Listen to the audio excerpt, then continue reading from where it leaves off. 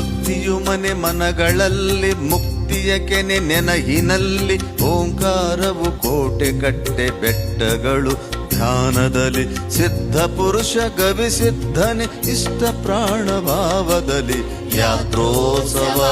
ನಮ್ಮ ಜಾತ್ರೋತ್ಸವ ಜಾತ್ರೋತ್ಸವ ನಮ್ಮ ಆತ್ಮೋತ್ಸವ ಭಕ್ತಿಯು ಮನೆ ಮನಗಳಲ್ಲಿ ಮುಕ್ತಿಯ ಕೆನೆ ನೆನಹಿನಲ್ಲಿ ಓಂ